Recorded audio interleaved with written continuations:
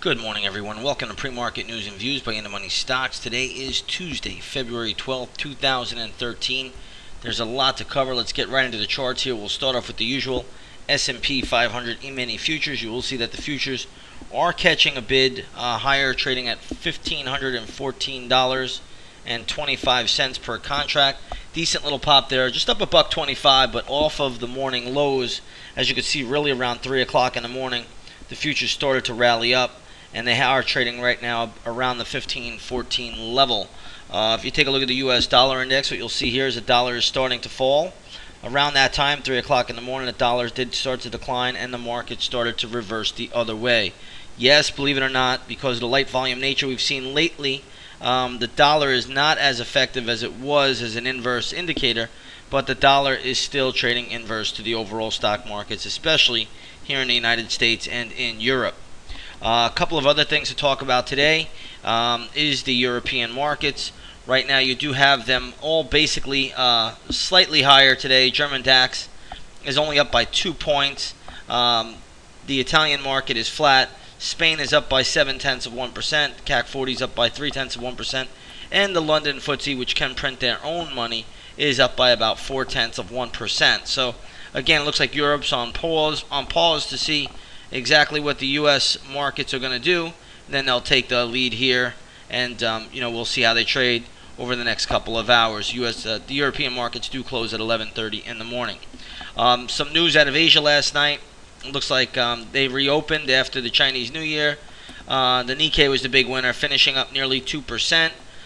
Comments were released, I guess, yesterday that Japan wants their stock market to be at 13,000 by the end of March. So again, that just means more devaluing of the yen, and the more money printing that goes on, the higher the markets goes, just like it is here in the United States. Same exact thing.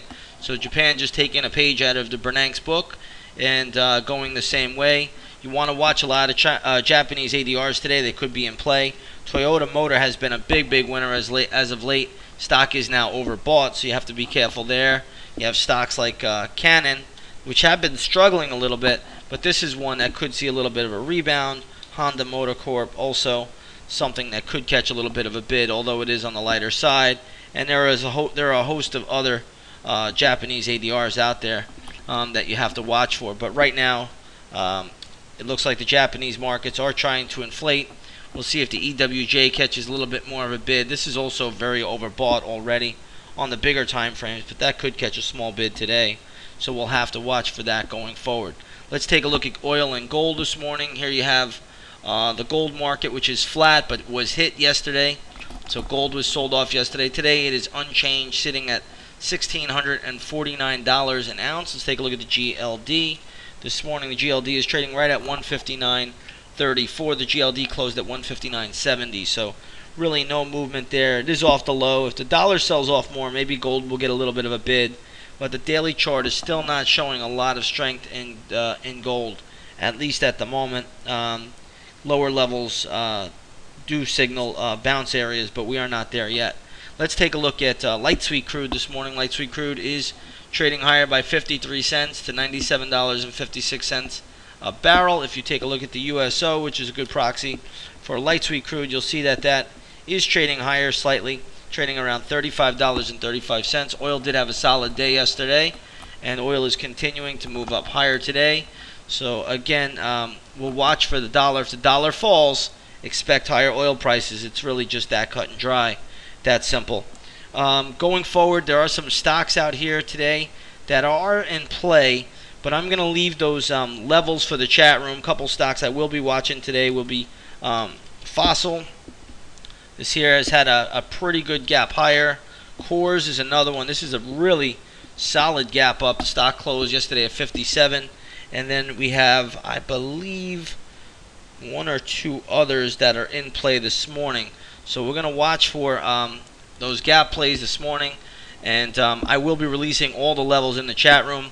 A few chat room traders were complaining that, hey, you're giving that stuff out for free and we're paying members, and I completely understand and concur.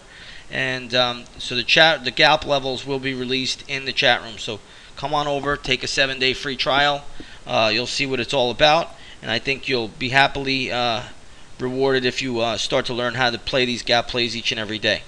With that said, everybody, again, these are overbought markets, but you do have options expiration on Friday. I think traders need to be aware of that. You'll get a lot of game playing. Watch for some unexpected rumors to come out. Also, some upgrades and downgrades that could be a little iffy. That is notorious during the week of options expiration, which is this coming Friday on the 15th of February. So you want to watch for that going forward. So be a little bit careful this week. And we'll leave it here today. Have a great morning, and I will see you all on the charts. Take care, everybody.